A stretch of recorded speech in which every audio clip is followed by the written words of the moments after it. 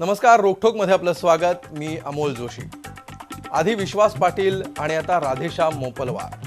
सनदी अधिकाऱ्यांच्या कथित भ्रष्ट कारभाराच्या सुरस कथा सध्या गाजतायत. न खाता हूं ना खाने देता हूं असं सांगणारे पंतप्रधान नरेंद्र मोदी, त्यांच्याच पावलावर पाऊल टाकत पारदर्शक कारभाराची ग्वाही देणारे मुख्यमंत्री देवेंद्र फडणवीस. एकीकडे फडणवीस सरकार पारदर्शक कारभाराचा टेंभा मिरवतोय, तर दुसरीकडे राज्य कारभाराचा गाडा हाकणाऱ्या वरिष्ठ अधिकाऱ्यांच्या बुडाखालीच कसा अंधार आहे याची नवनवी प्रकरणं उजेडात येत आहेत. आधीच समृद्धी महामार्गावरून वादाची ठिणगी पेटली आहे. त्यात समृद्धीचा व्याप सांभाळणारे MSRDCचे MD राधेश्याम मोपलवार यांची वादग्रस्त संभाषण सीडी मीडियामध्ये व्हायरल झाली आहे. मोपलवार आणि जमीन व्यवहार करणारा दलाल यांच्यातलं हे संभाषण ऐकल्यानंतर मंत्रालयातली व्यवस्था भ्रष्टाचारानं कशी पोखरली आहे याची पुन्हा एकदा खात्री पटते. विरोधकांनी आवाज उठवल्यानंतर या प्रकरणाची चौकशी करण्याचं आश्वासन मुख्यमंत्र्यांनी दिलंय. या संभाषणातला आवाज खरंच राधेश्याम मोपलवार यांचा आहे का? वरिष्ठ पदावर बसलेली व्यक्ती एवढ्या उघडपणे भ्रष्टाचार करत असेल का? मोपलवार यांची आतापर्यंतची कारकीर्द प्रश्नचिन्हांकित आहे. अशा अधिकाऱ्याकडे समृद्धी महामार्गाची धुरा सोपवणं योग्य आहे का? मोपलवार खरंच यात गुंतलेत का? त्यांच्या बदनामीसाठी जाणीवपूर्वक ही मोहीम राबवली जाते का? समृद्धी महामार्गाला विरोध करणारे राजकीय नेते यामागे आहेत का? गृहनिर्माण मंत्री प्रकाश मेहता यांच्यामुळे आधीच गोत्यात आलेलं फडणवीस सरकार मोपलवारांवर नेमकी काय कारवाई करणार आणि सनदी अधिकाऱ्यांना वेसण घालण्याचं काम मुख्यमंत्री करू शकतील का? चला यासारख्या असंख्य प्रश्नांचा वेध घेऊया आजच्या खास रोखोक कार्यक्रमात, भ्रष्टांची समृद्धी.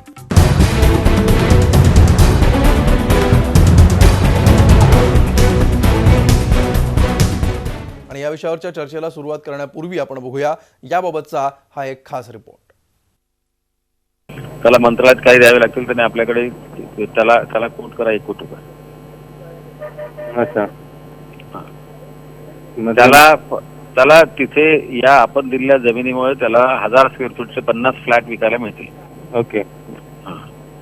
त्याला तरी इथे एक दिले, मंत्रालयात 1-2 दिले तर त्याला ती जमीन मिळून जाईल. 1500 मीटर ते त्याला स्लम असल्यामुळे त्याला 2.5 FSI मिळेल. त्याला काय तुम्हाला सांगतो, एकूण त्याला 50,000 स्क्वेअर फूटचे फ्लॅट सेल करायला मिळतील.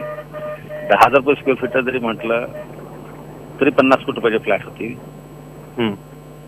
त्यातला 30 कोटी खर्च गेला म्हटलं तरी 40 कोटी गेला तरी 10 कोटी त्याचा फायदा आहे. खर्चामध्ये आपल्याला सगळे दिलेले पैसे त्याच्यामध्ये इन्क्लूड आहेत.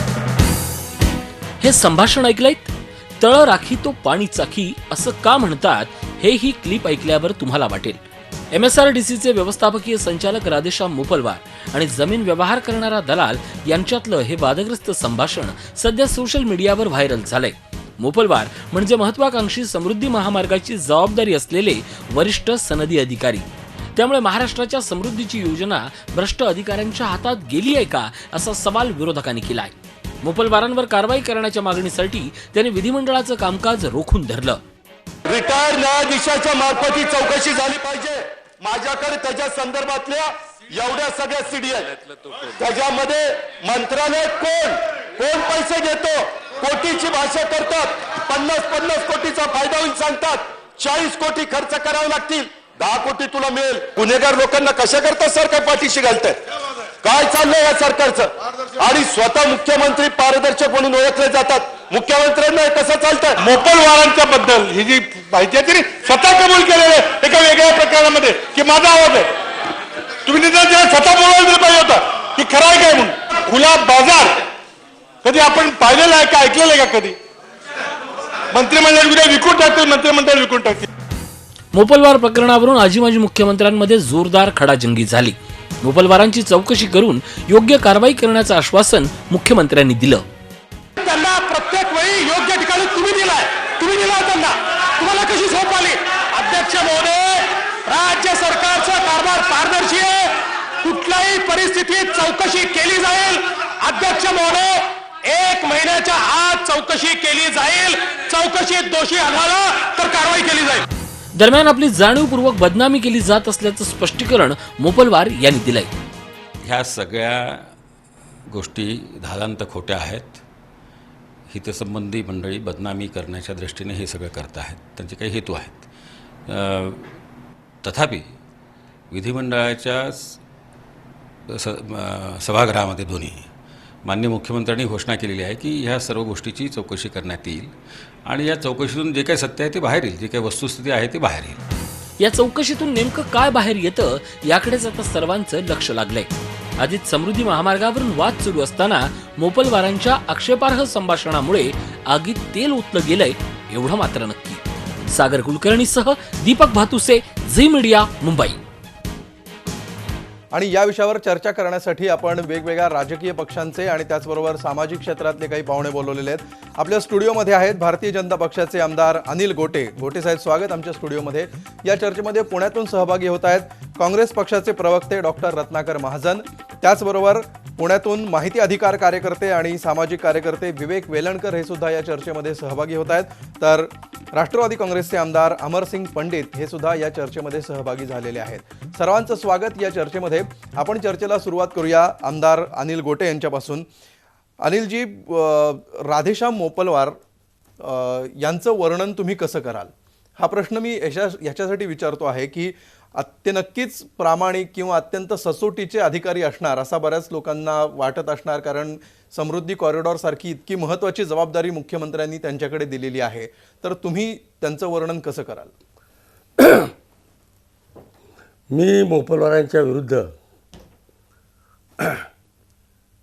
CBIकडे, पंतप्रधान कार्यालयाकडे, CWCकडे, एन्फोर्समेंट डायरेक्टरकडे, इन्कम टॅक्सकडे, त्यांच्याकडे फेब्रुवारी महिन्याच्या पहिल्या आठवड्यामध्ये त्यांच्या भ्रष्टाचाराच्या पुराव्यासकट तक्रारी केल्या. त्यांचं मला CBI डायरेक्टर साहेबांनी बोलवतं.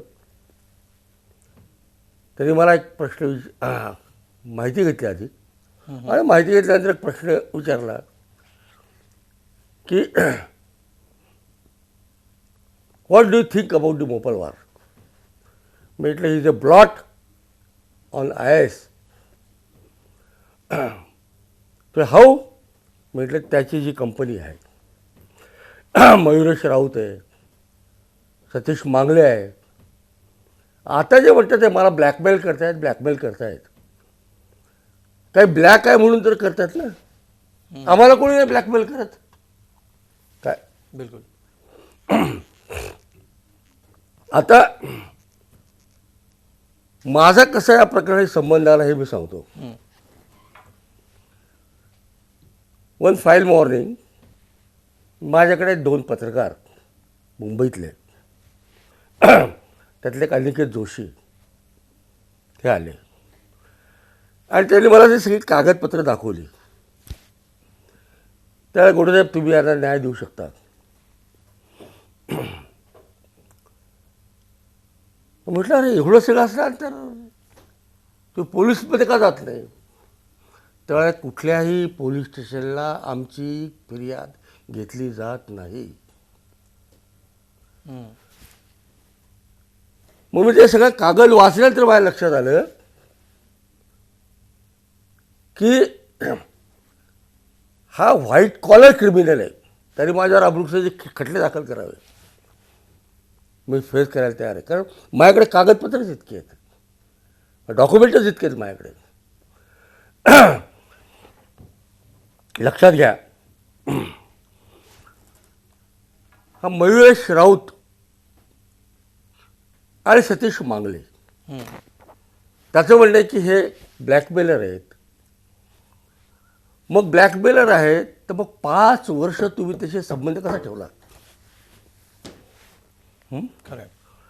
मी सीबीआयच्या डायरेक्टर साहेबांना म्हणालो की म्हटलं ही इटसेल्फ प्रूव्ह इट.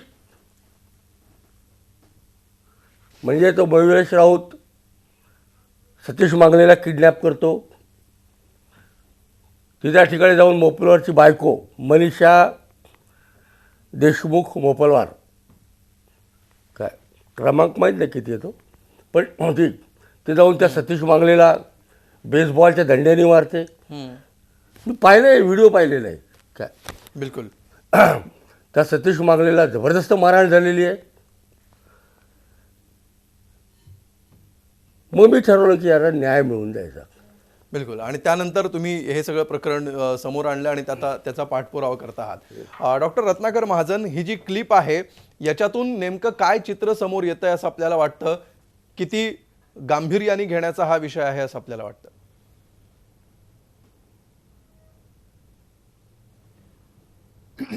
या CD मधले असलेला आवाज हा त्या संबंधित अधिकाऱ्याचा आहे का नाही याची शहानिशा केली पाहिजे असं आज सरकारी पक्षाच्या वतीनं सभागृहात सांगण्यात आलं. हो. आत्ता खरं म्हणजे त्याची शहानिशा आपल्यासमोरच होऊन गेलेली आहे. कारण आपण पहिल्यांदा ती CD ऐकली आणि त्यानंतर खुद्द त्या अधिकाऱ्याला बोलताना त्याचा आवाजसुद्धा ऐकला. त्यामुळं महाराष्ट्रातल्या तमाम जनतेने हा आवाज त्याच अधिकाऱ्याचा आहे हा निष्कर्ष अगोदरच काढून टाकलेला आहे. त्यामुळं ज्या ज्या वेळेला असे आरोप येतात त्या वेळेला एखाद्या तेल लावलेल्या पैलवानाप्रमाणे त्याच्यातून निसटण्यासाठी म्हणून जे नेहमीचे सबबी वापरल्या जातात, नेहमीच्या पळवाटा वापरल्या जातात, त्या पळवाटा न वापरता या अधिकाऱ्याचं ट्रॅक रेकॉर्ड लक्षात घेता त्या अधिकाऱ्याला चौकशी करून काय करायचं ते करा. पण जोपर्यंत चौकशी होत नाही, चौकशी सुरू होण्यापूर्वी याला ताबडतोब त्या पदावरनं दूर केलं पाहिजे, निलंबित केलं पाहिजे. खरं म्हणजे नाही निलंबित करायचं असेल, त्यात काही नियमांची कायद्यांची अडचण असेल तर निदान त्याला दुसरीकडं नियुक्ती द्या. त्याचं कारण 2 कारणासाठी हे करणं आवश्यक आहे. एक, हे जी काय नैतिकता, पारदर्शकता वगैरे हे शब्द आपण नेहमी ऐकतो ते केवळ पोकळ शब्द नाहीत हे सिद्ध होण्यासाठी केलं पाहिजे. आणि दुसरं, इतकं बलदंड ट्रॅक रेकॉर्ड असणारा अधिकारी चौकशीवर कुठल्या प्रकारे प्रभाव टाकेल आणि कुठल्या नाही हे काय सांगता येत नाही. या 2 कारणाखातर या अधिकाऱ्याला ताबडतोब निलंबित केलं पाहिजे. आता ह्यावर चर्चा करत असताना सरकारच्या वतीनं खुद्द मुख्यमंत्र्यांनी एक असा चिमटा हळूच काढला की हे सगळं तुमच्या वेळेचं आहे. अहो, तुमच्या वेळेचं कसं असेल? समृद्धी महामार्ग हा प्रकल्पच मुळी या सरकारच्या वेळेला आलेला आहे आणि या अधिकाऱ्याच्या विरोधात आधीची जी प्रकरणं आहेत त्या प्रकरणात तो कोर्टाकडनं जामिनावर सुटलेला आहे. याचा अर्थच असा की जेव्हा जेव्हा परिस्थिती निर्माण झाली त्यावेळेला या आधीच्या सरकारनं या अधिकाऱ्याच्या विरोधात कायदेशीर कारवाई केलेली आहे म्हणून तो जामिनावर मुक्त आहे. तेव्हा बोलत असताना आपण राज्यस्तरीय आंतरमहाविद्यालयीन वादविवाद स्पर्धेत भाग घेणारे स्पर्धक नाही आहोत एवढं तरी निदान भान ठेवलं पाहिजे. आणि विधिमंडळातल्या चर्चा या काही केवळ वादविवादासाठी नसतात. कारण यांचे जे चाणक्य आहेत दिल्लीचे, ते सध्या अर्थमंत्री आहेत, ते पूर्वी असं म्हणत होते की parliament is not a debating club. जर हेच खरं असेल तर विधिमंडळ, विधानसभा आणि विधिमंडळ हे सुद्धा काही नुसते डिबेटिंग क्लब नाहीत तर लोकहिताचे निर्णय झाले पाहिजेत. धोरणानुसार कार्यक्रमाच्या अंमलबजावणीवर लक्ष ठेवलं पाहिजे आणि अशा गैरप्रकारावर ताबडतोब उपाययोजना शोधून काढता आली पाहिजे. तर ते डिबेटिंग क्लब नाही आहे हे सिद्ध होईल. बिलकुल. अमरसिंग पंडितजी, आम्हाला सांगा की याच राधेश्याम मोपलवारांना काँग्रेस, राष्ट्रवादी काँग्रेसच्या काळामध्ये मोक्याची पदं दिली गेलेली होती. याकडे मुख्यमंत्र्यांनी आज लक्ष वेधलं, त्याच्यावर ते बोलले. तर आता नेमकं काय झालं? म्हणजे त्या काळामध्ये मोपलवार तुमच्या काळामध्ये नीतिमान होते आणि आताच ते एकदम नीतिभ्रष्ट झाले असं समजायचं का? काय नेमकं याच्यातून अर्थ काढायचा? आपण नेहमी असे काही प्रकरण ज्यावेळेस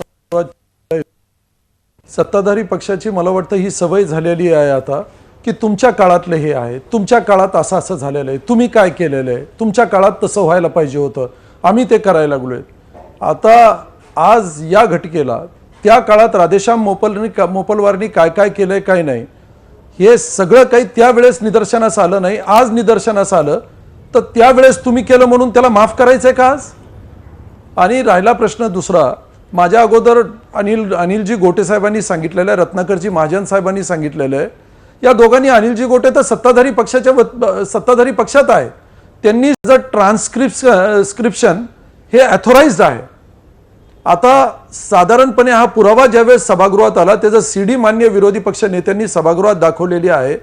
त्याची चौकशी करण्याच्या संदर्भातला निर्णय मान्य मुख्यमंत्र्यांनी केल्यानंतर त्याच जागेवर राधेश्याम मोपलवारांना ठेवायचं, ज्याचे की व्यवहार 12,000 कोटीपेक्षा अधिकचे तिथं होणार आहे त्या समृद्धी महामार्गाचं लँड एक्विजिशन करत असताना याच राधेश्याम मोपलवारांना तिथं ठेवायचं. त्या 12,000 कोटीमध्ये काय होणार आहे मी नव्यानं परत या महाराष्ट्राच्या 12.5 कोटी जनतेला सांगण्याची गरज आहे. आणि म्हणून राधेश्याम मोपलवारांची चौकशी करत असताना त्यांना वास्तविक पाहता निलंबित करणं गरजेचं आहे. परंतु निलंबित जरी करता येत नसेल कायद्यानं आता चौकशी करायच्या अगोदर, आणि लोक म्हणतात सिनियर IPS IAS ऑफिसर आहे त्यांना निलंबित कसं करावं. सामान्य माणूस करतो तो गुन्हा, आणि सिनियर IPS IAS ऑफिसर म्हणून त्यांनी काही केलं तर त्याला निलंबित करायचं नाही.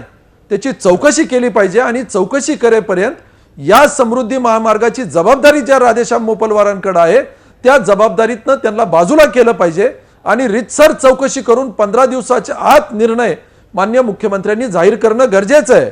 आता परत एकदा तुम्ही जर माननीय मुख्यमंत्री म्हणत असतील की तुमच्या काळात झालेले सुधारणा तरी तुमच्या काळात करा. कामाची पारदर्शकता वगैरे तुम्ही म्हणताय हा दुसरा सनदी अधिकारी आहे. विश्वास सांगायची अचानकपणे भाजपवर हा मोठा हल्ला झालेला आहे. इतर प्रकरण येता अचानकपणे ही क्लिप व्हायरल झाली आणि त्यानंतर सरकार भांबावलेलं सुद्धा दिसतंय. आज दिवसभरात वेगवेगळ्या जर भाजप नेत्यांच्या प्रतिक्रिया आपण बघितल्या तर उद्यापासून यावर भाजप नेमकी काय भूमिका घेतं हे बघणं सुद्धा महत्त्वाचं असेल. विवेक वेलणकर, ज्या प्रकारे भ्रष्टाचार मुक्त कारभार देऊ असं सांगत हे सरकार सत्तेवर आलं, न खाऊंगा ना खाने दूंगा असा प्रचार करत या सरकारला या प्रचाराकडे बघून लोकांनी मतं दिली. असं असताना सुद्धा केवळ नेते बदललेत किंवा सत्ताधारी बदललेत, जो भ्रष्टाचार सुरू आहे तो मात्र तसाच सुरू आहे असंच चित्र दिसतंय. काय वाटतं आपल्याला ह्या क्लिपवरून?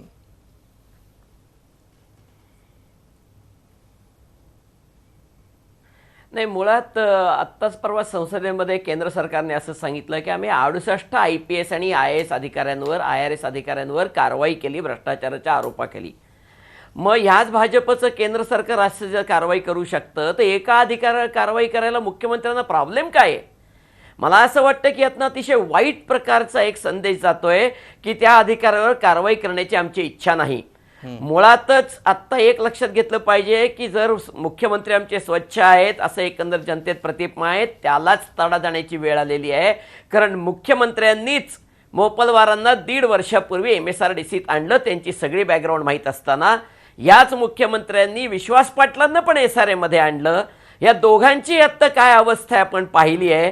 तेव्हा एकतर मुख्यमंत्र्यांना निवड नीट करता येत नाहीये का त्यांचे कुणी जे काही कान भरणारी माणसं आहेत ती त्यांना चुकीचे सल्ले देत आहेत, का मुख्यमंत्री ज्या सगळ्यात समाविष्ट आहेत, या सगळ्याची उत्तरं जनतेला मिळणं अत्यंत गरजेचं आहे. मुख्यमंत्र्यांनी जर स्वतःची प्रतिमा जपायची असेल तर हे असल्या लोकांना त्यांनी तातडीने निलंबितच केलं पाहिजे. निलंबित करता येत नाही हे खोटं आहे. एकनाथ खडसेंना तुम्ही मंत्रिमंडळातनं काढता, म्हणजे ते चांगले आहेत का वाईट आहेत याबद्दल मला बोलायचं नाही काही, पण त्यांना मंत्रिमंडळातनं काढता आणि यांना निलंबित करू शकत नाही. अहो, ज्या MSRDCला आजपर्यंत IAS अधिकारीच प्रमुख होता तिथे हे प्रमोट IAS आले कसे? का आणलं यांना? याची पण खरं म्हणजे चौकशी लागेल याची भीती असल्यामुळे मला वाटतं मुख्यमंत्री 1 महिन्यात चौकशी करू म्हणजे सुरू करू का संपू हे काही त्यांनी जाहीर केलेलं नाही. त्यामुळे आमची स्पष्ट मागणी आहे त्यांना निलंबितच केलं पाहिजे. गोटे साहेब, राधेश्याम मोपलवारांविषयी एवढं प्रेम मुख्यमंत्र्यांना का आहे? म्हणजे त्यांच्यावर तातडीने कारवाई होत नाही. मुळात त्या ठिकाणी IAS अधिकारी असताना प्रमोटेड अधिकाऱ्यांना तिथे आणलं, त्यांच्या आधीचं ट्रॅक रेकॉर्ड माहिती होतं. असं नाही की अगदी राज्याच्या मुख्यमंत्र्यांकडे एवढी दृष्टी नसावी किंवा एवढा ट्रॅक रेकॉर्ड माहीत नसावा यावर तर कुणीच विश्वास ठेवणार नाही. तर एवढं मोपलवारांचं प्रेम काय या सरकारला सुद्धा? एक लक्षात घ्या की जे प्रश्न तुम्हाला मुख्यमंत्र्यांना विचारायचे ते मला विचारून काय फायदा नाही. मुख्यमंत्र्यांच्याबद्दल मनात काय आहे आणि काय नाही हे काय मी सांगू शकत नाही. पण मी तुम्हाला नाही, हा प्रश्न मी तुम्हाला याच्या विचारतोय की तुमचा या विषयातला एकतर अभ्यास आहे. मोपलवार या विषयावर सध्या अधिकारवाणीने बोलणारे तुम्ही आहात, तुम्ही त्यांचं ट्रॅक रेकॉर्ड केलं. महाराष्ट्रातल्या दुसरा महत्वाचा भाग की तुम्ही भारतीय जनता पक्षाचं प्रतिनिधित्व करता, तुमचं सरकार आहे, म्हणून त्याचे प्रतिनिधी म्हणून मी तुम्हाला हा प्रश्न विचारतोय की काय नेमकं असं घडलं असावं की ज्याच्यामुळे या सरकारला असं वाटलं की मोपलवारांची इतक्या महत्वाच्या पदावर नियुक्ती करावी? नाही, हा भाग वेगळा आहे. मी सांगतो तुम्हाला की आता पंडित साहेबांनी सांगितलं की ते आम्ही केलं नाही, बरोबर. मी तुम्हाला थोडी बॅक हिस्ट्री सांगतो. मोपलवार पहिली केस झाली ती 78/95. काय केस होती? मुंबईच्या स्टॅम्प ऑफिसमध्ये तेलगीचे बोगस स्टॅम्प विकत होता. ऐका नीट, समज घ्या. त्यावेळेला राणे, पाटोळे आणि नरेश सारवडकर अशा 3 कर्मचाऱ्यांना सस्पेंड केलं ते कमिशन. त्यावेळेला जर त्याला आत घातला असता तर मोपलवार वाढलाच नसता. नंबर 2, CBIची जी केस होती तेलगीची आमच्या विरुद्ध, त्या केसमध्ये तेलगीने कन्फेशन स्टेटमेंट दिलेलं आहे. आणि ते कन्फेशन स्टेटमेंट जे आहे ते मुंबईच्या सेशन्स कोर्टाच्या आदेशावरून पुण्याला तिथले स्थानिक जज बोंद्रे साहेब माननीय यांनी केस नंबर 355/95 यामध्ये नोंदवलेलं आहे. बरं. आणि त्या कन्फेशनमध्ये मोपलवार काय काय धंदे करतो आणि काय काय करत होता हे तेलगीच्या कन्फेशनमध्ये आहे.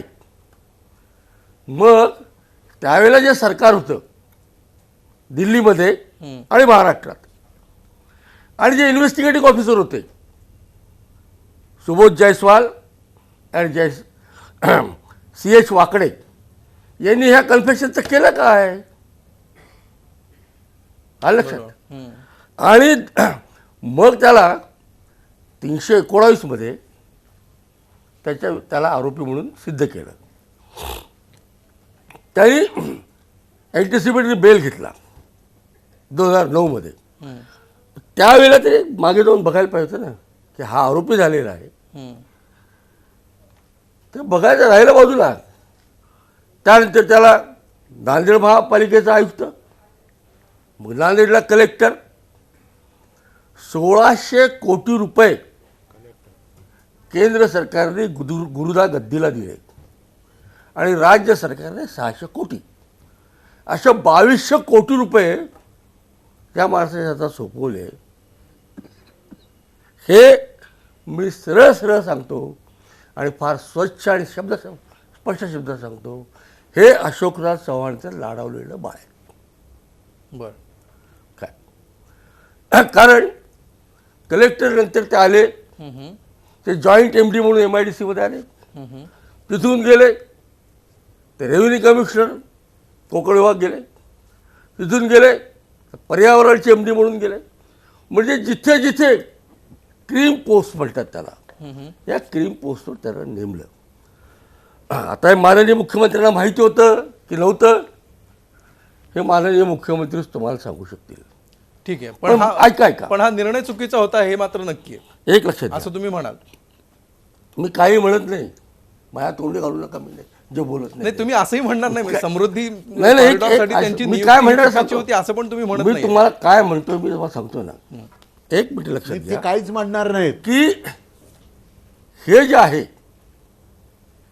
हा जो बॅक हिस्ट्री आहे ही सगळ्यात महत्त्वाची आहे. हां, आता बॅक हिस्ट्री ठीक आहे, त्यांची खूप मोठी हिस्ट्री असेल. म्हणजे आपल्या कार्यक्रमाची वेळ लक्षात घेता मला तुमचं ह्या विषयावरचं मत हवंय की अशा प्रकारच्या अधिकाऱ्याला मुख्यमंत्र्यांनी आता हे सगळं समोर आल्यानंतर जे काही वेळकाढूपणा चालल्याचा आरोप विरोधक करतायत त्याच्यामध्ये तुम्हाला तथ्य वाटतंय का? मला असं मुख्यमंत्री वाटतं- वेगाने कारवाई करतायत असं तुम्हाला वाटतंय का? मी सांगतो, मला असं वाटतं की तातडीने त्याला त्या ठिकाणावर हलवलं पाहिजे. काय ठीक आहे. आणि सक्तीच्या रजेवर पाठवून मग त्यांची चौकशी केली पाहिजे. ठीक आहे. सक्तीच्या रजेवर त्यांना पाठवायला पाहिजे आणि मग त्यांची चौकशी करायला हवी. मात्र मुख्यमंत्र्यांचा हा निर्णय योग्य होता की अयोग्य होता याविषयी सध्या अनिल गोटे कुठलंही भाष्य करत नाहीयेत. या सगळ्यावर काँग्रेस आणि राष्ट्रवादीला निश्चितच आपली भूमिका मांडायची आहे. अमरसिंग पंडित हात वर करतायत, त्यांच्याकडे सुद्धा आपण जाणार आहोत. एक ब्रेक घेऊया आणि ब्रेक नंतर ही चर्चा आपण सुरू ठेवूया. पाहत रहा रोखठोक.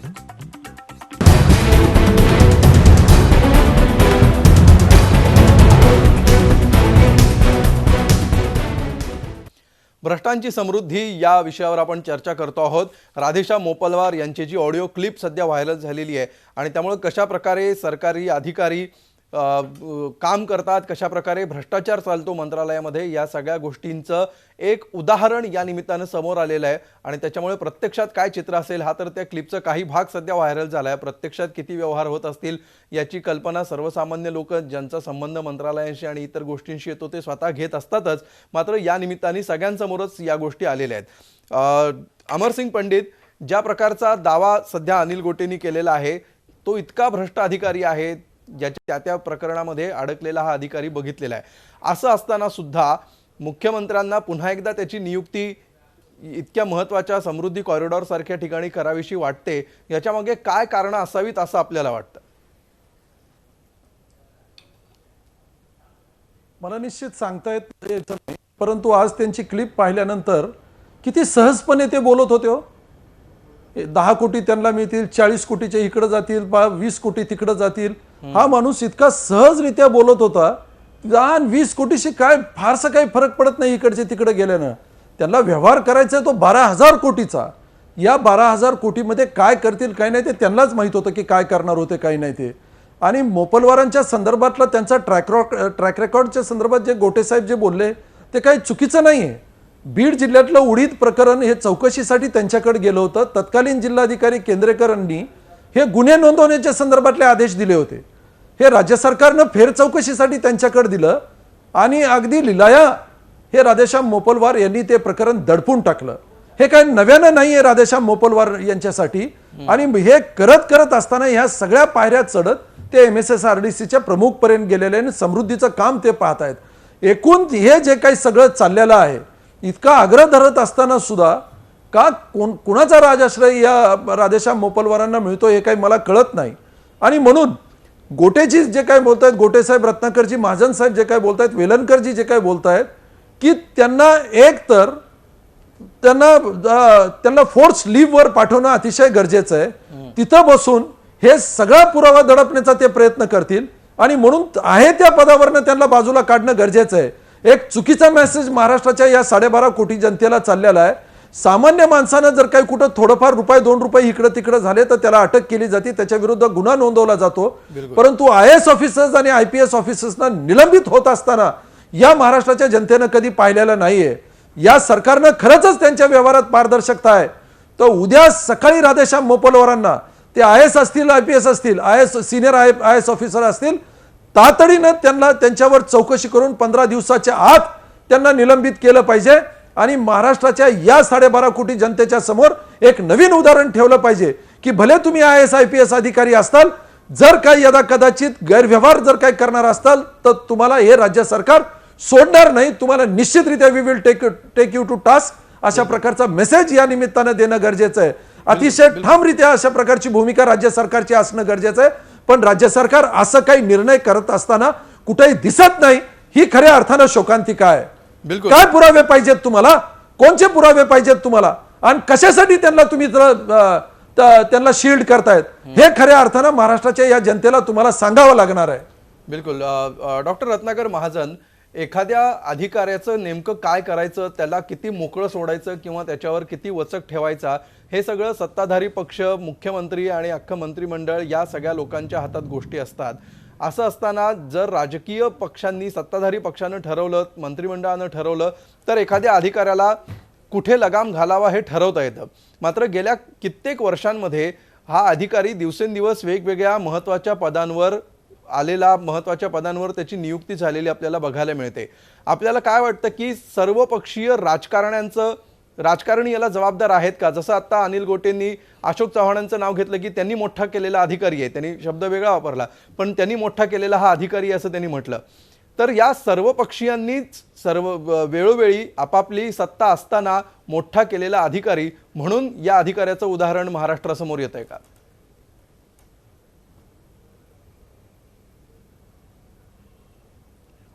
आणि ब हे एकमेकांचे राजकीय प्रतिस्पर्धी असतील तर अचं लाडकं पोर बचं दोडकं पोर का होत नाही हा खरा महत्त्वाचा प्रश्न आहे. म्हणजे हे आमक्याचं लाडकं पोर होतं, ठीक आहे, ते गेले. आता जे आले त्यांचं सुद्धा हे लाडकं पोर कसं काय, हा जास्त महत्त्वाचा प्रश्न आहे. त्यामुळं आपण म्हणता त्याप्रमाणे एकदा एखादा माणूस IAS पास झाला की नियमाच्या अधीन राहून त्या माणसाचा कुठल्या ठिकाणी कसा वापर करता येईल, उपयोग करून घेता येईल, त्याला कुठं सेवा देता येईल हे ठरवण्याचा अधिकार जरी मंत्रिमंडळाला, मुख्यमंत्र्याला असला तरीसुद्धा तिथं गेल्यानंतर तो अधिकारी काय दिवे लावतो याच्यावर काही डे टू डे कुणाचा कंट्रोल नसतो.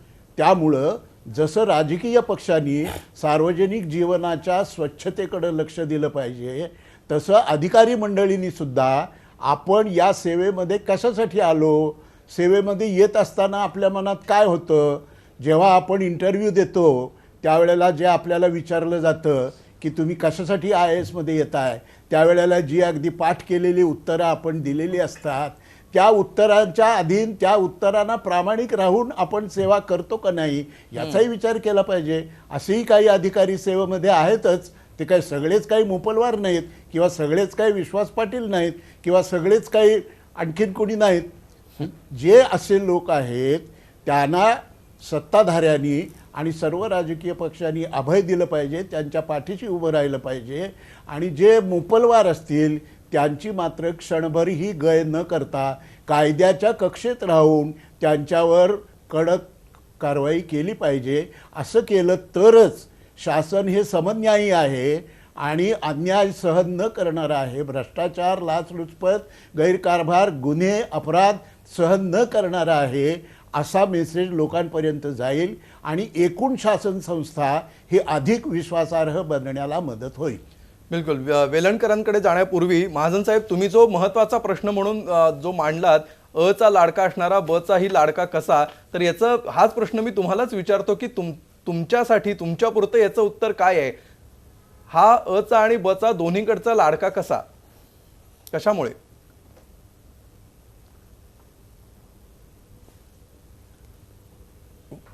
असं आहे, मी मगाशी म्हटल्याप्रमाणे आपल्या राज्यघटनेनं जी प्रशासन व्यवस्था सांगितलेली आहे त्याच्यामध्ये IAS, IPS या सगळ्या ज्या अखिल भारतीय सेवा आहेत तो एक अविभाज्य घटक असतो.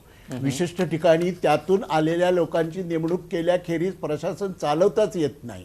दुसरं असं की मी मगाशी म्हटल्याप्रमाणे एकदा त्या जागेला आपण गेलो की त्या सत्तेचा वापर कसा करायचा या बाबतीमध्ये अनेक लोकांच्या वेगवेगळ्या नॉव्हेल आयडियाज असतात.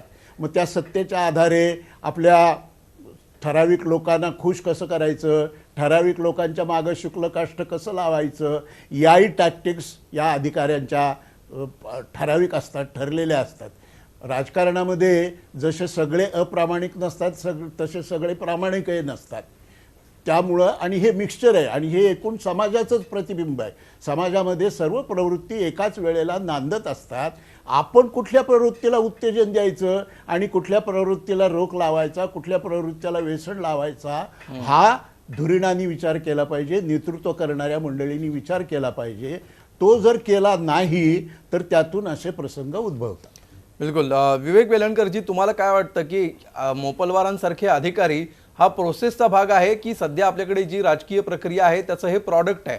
कसं बघता आपण अशा प्रकारचे अधिकारी मोठे होण्याच्या प्रक्रियेकडे आणि वर्षानुवर्ष ते तगून राहतात, वेगवेगळ्या पदांवर काम करत राहतात, या सगळ्या प्रक्रियेकडे?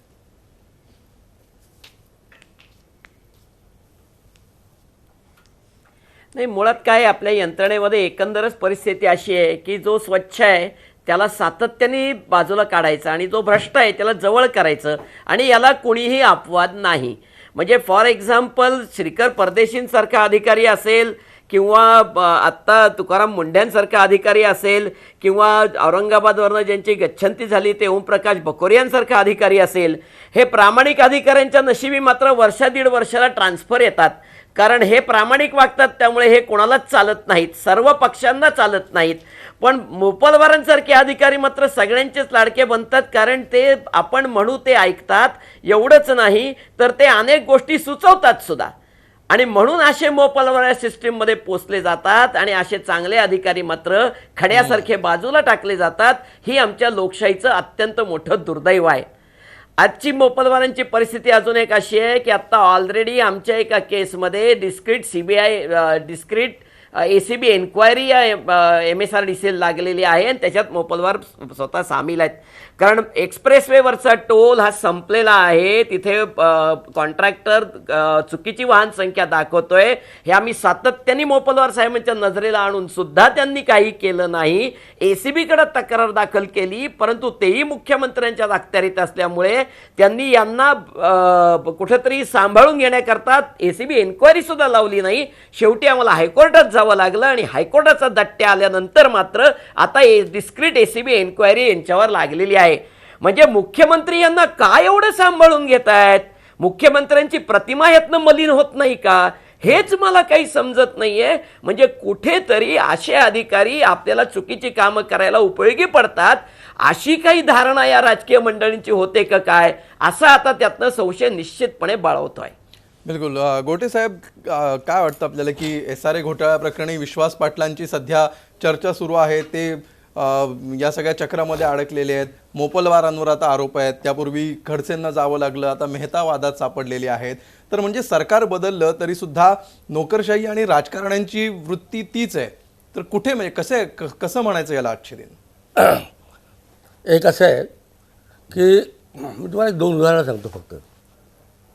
बॅरिस्टर अब्दुल रहमान अंतुले हे मुख्यमंत्री होते आणि अरविंद इनामदार साहेबांच्या त्यांच्या काळात 18 महिन्यात 9 वेळा बदलायला. प्रामाणिक अधिकाऱ्यांना हे आता जे वेलणकर साहेब म्हणाले ते बरोबर आहे. प्रामाणिक अधिकाऱ्यांना काम करू न देणे हाच एक राजकीय पक्षाचा कार्यक्रम असतो. सगळ्याच राजकीय पक्षांचा. हां, आता ज्यांना सोयीचे नसतील त्यांना. मला कुठल्या अधिकारी सोयीचा असतो? मी असं कधीच सांगत नाही याला माझ्याकडे द्या का त्याला माझ्याकडे द्या. तो एक उदाहरण सांगतो. धुळे शहरामध्ये नामदेवराव भोसले म्हणून आमच्याकडे एक चांगले प्रामाणिक अधिकारी आले, आयुक्त म्हणून. ते बिलं काढत नव्हते कोणाची, नियमाप्रमाणे काम करत होते.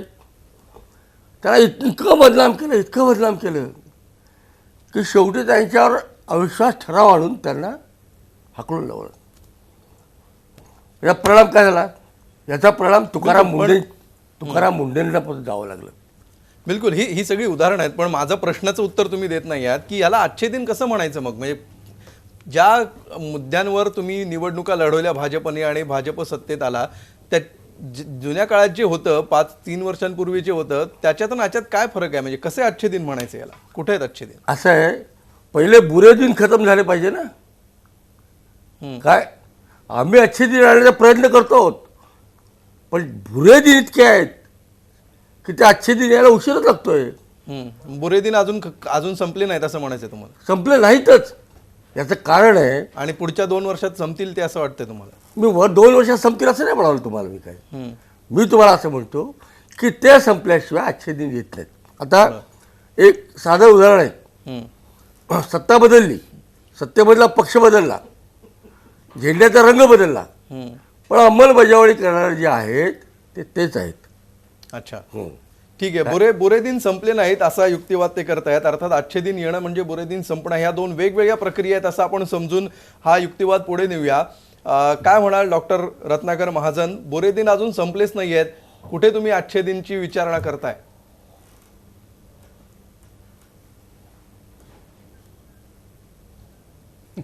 आता ही इतकी शब्दांची कसरत आणि शब्दच्छल आहे. आता आपण कुठल्याही सणाला ज्या वेळेला नेते मंडळी शुभेच्छा देतात लोकांना, त्यावेळेला ते काय म्हणतात? बुराई पे अच्छाई का विजय हो इसकी ये निशानी है. याचा अर्थ काय? बुराईवर विजय मिळवणं हे अच्छाईचं विशिष्ट असं लक्षण आहे. म्हणजे बुरे दिन संपवण्याची वाट बघा, त्यानंतर अच्छे दिन येतील असं कधी नसतं. बुरे दिन संपवणं हे अच्छे दिन आणण्याचा संकल्प करणाऱ्यांचं सर्वप्रथम कर्तव्य असतं, नंबर 1. आणि हे ज्याला बुरे दिन म्हणता आहेत ते बुरे दिन आहेत हे कशावरनं? कारण अच्छे दिनाच्या आश्वासनाला आजपर्यंत लोकसभेच्या निवडणुकांपासून ते स्थानिक स्वराज्य संस्थांच्या निवडणुकांपर्यंत केवळ 32 ते 35% मतदारच भुरळलेले आहेत, यापेक्षा जास्त पडलेले नाहीत. म्हणजे अजूनही 70% लोकांच्या मनामध्ये हे अच्छे दिन नाहीत, हे पक्क घर करून बसलेलं आहे. अशा परिस्थितीमध्ये केवळ लोकांना एखाद्या अफूसारख्या औषधाच्या नशेत ठेवायचं, म्हणून अच्छे दिनाच्या नशेत ठेवायचं. आणि आम्ही अच्छे म्हणतोय याचा अर्थ या आधीचे होते ते बुरे होते. बुरे दिन जर होते तर मनरेगा कशी काय लागू झाली? राईट टू एज्युकेशनचा कायदा कसा काय आला? हे यांना दिसणार नाही. यांना काय दिसणार? कॉर्पोरेट हाऊसेसना अधिकात अधिक मिळालं पाहिजे या आहेत. म्हणून पॉलिसी पॅरालिसिस या नावाचा एक अत्यंत भुक्कड शब्द या सगळ्या मंडळींनी रूढ केला आणि यांनी त्याची री ओढली. ज्या धोरणांना उद्देशून पॉलिसी पॅरालिसिस म्हणत होते ती धोरणं तरी यांनी कुठं आणलेली आहेत? त्यामुळं अच्छे दिनचं तर सोडाच, मी कधी तो शब्दसुद्धा उच्चारत नाही. आत्ता तुम्ही सांगितलं म्हणून मी उच्चारला, कारण ते शब्द उच्चारण्याच्या सुद्धा लायकीचे नाहीत. इतकी लोकांची वंचना झालेली आहे, फसवणूक झालेली आहे. बिलकुल. अमरसिंग पंडितांना बोलायचं आहे. पंडित सर बोला. मी आता गोटेजींना, वेलणकरजीं, महाजनजींना मी ऐकत होतो. मी अच्छे दिन बुरे दिनच्या संदर्भातलं चालू होतं, जो अधिकाऱ्यांच्या संदर्भातलं आपण जे काही बोलत होते. मी फक्त डिफर करतोय ओपिनियनमध्ये. अधिकारी सगळेच असे असतात अशातला प्रकार नाही आहे. तुम्ही तुकारामजी मुंडेंचं नाव घेतलं, श्रीकर परदेशींचं नाव घेतलं, परंतु त्याहीपेक्षा तुकारामजी मुंडेंवर 2-3 वेळेस अविश्वास ठराव आणावा लागला, परंतु लोकांमध्ये राहून प्रामाणिकपणे लोकांचं काम करत तिथलच्या लोकांनी त्यांना स्वीकारणं खऱ्या अर्थानं अधिकाऱ्यांना त्याच्यात तो खरा मोठेपणा आहे. आणि माझ्याकडचे बीडचे आमचे माजी जिल्हाधिकारी होते नवल किशोर राम, मी त्यांचा इथं उल्लेख करल. सुनील पारसकर सारखे IPS ऑफिसर्स होते, नवल किशोर राम सारखे IAS ऑफिसर्स होते. अतिशय चांगलं काम त्यांनी इथं केलं. 3-3 वर्ष दुष्काळात काम केलं. लोकांनी एक भ्रस सुद्धा त्यांच्या विरोधात काढला नाही, भ्रष्टाचाराचा भ्रस सुद्धा उच्चारला नाही. इतका व्यवस्थित सुस्थितीत त्यांनी काम केलं. असे अनेक चांगले अधिकारी आहेत ज्यांचा उल्लेख मी इथं जाणीवपूर्वकरित्या करल. म्हणून हे चांगले अधिकारी ते निश्चित चांगले करतील, परंतु हे अशा पद्धतीनं काम करणारे जे काही अधिकारी आहेत या काळात त्यांनी हे केलं, त्या काळात त्यांनी हे केलं, हे समजून घेणं अतिशय गरजेचं आहे. त्यांची जर काय पूर्व इतिहास जर काय पाहिला, 1 मिनिट मला संपू द्या प्लीज जरा. त्यांचा जर काय पूर्व इतिहास पाहिला आणि तरी त्यांना आपण त्या पद्धतीनं कंटिन्यू करायचं ठरलं तर त्याचे परिणाम आपण जे काय आज राधेश्याम मोपलवार यांच्या निमित्तानं पाहतोय, विश्वास पाटील यांच्या निमित्तानं आपण जे काय पाहतोय, हे अधिकारी आपण तयार केलेले आहेत. चांगले अधिकारी त्यांचा कुठं नामोल्लेख होत नाही आणि अशा अधिकाऱ्यांना चांगले प्राईम पोस्टिंग्स दिले जाते, त्यांचा लाड केला जातो. त्याचा परिणाम हा महाराष्ट्र आज इथं भोगतोय. आणि म्हणून यांच्या विरोधात हे आता आपण अच्छे दिन बुरे दिनाकडे जे काही चाललेलो आहोत, मूळ आजचा जो काही विषय त्या विषयाकडे येणं गरजेचं आहे. आणि या राज्यातल्या 12 कोटी जनतेला उत्तर देणं हे उद्या या राज्य सरकारनं क्रमप्राप्त आहे. या अशा अधिकाऱ्यांना आपण का पोचतोय? विश्वास पाटील सारख्या अधिकाऱ्यांना का पोचतोय आपण? राधेश्याम मोपलवार सारख्या अधिकाऱ्यांना का पोचतोय आपण? त्यांना का शिल्ड करतोय? आणि म्हणून उद्या खऱ्या अर्थानं एकीकडे तुम्ही म्हणता की स्वच्छ कारभार आणि ही ब्युरोक्रेसी जी निडरपणे आज लोकांचे गळे कापायला निघालेली आहे, या ब्युरोक्रेसीच्या विरोधात एखादा तलाठी आपण निलंबित करतोय, उपजिल्हाधिकारी निलंबित करतोय, तहसीलदार निलंबित करतोय, ग्रामसेवक निलंबित करतोय. बिलकुल वेगळा न्याय या अधिकाऱ्यांना दिला जाऊ नये आणि तो जर दिला जात असेल तर तो तसा का दिला जातो आहे असा सवाल महाराष्ट्रातल्या सर्वसामान्य माणसाला सुद्धा आता पडायला सुरुवात झालेली आहे. खरं तर तो गेल्या अनेक दिवसांपासून पहिल्यापासून पडतो आहे, मात्र समोर या निमित्ताने काही निमित्त म्हणून एखादी गोष्ट समोर येते आणि त्यानंतर मग एक गोष्टी उघड होत जातात. सरकारच्या हेतूंविषयी शंका निर्माण होते, त्याच्यावर कारवाई करायला दिरंगाई केली तर त्या दिरंगाई मागची कारणं काय आहेत ह्या गोष्टींवर विचारणा व्हायला सुरुवात होते.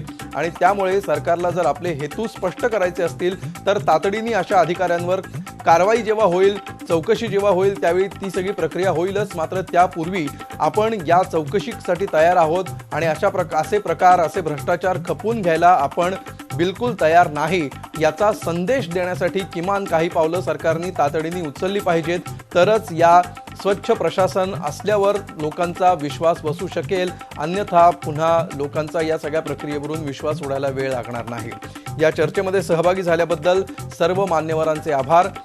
ताज्या बातम्यांसाठी पाहत रहा झी24 तास. रहा एक पाऊल पुढे.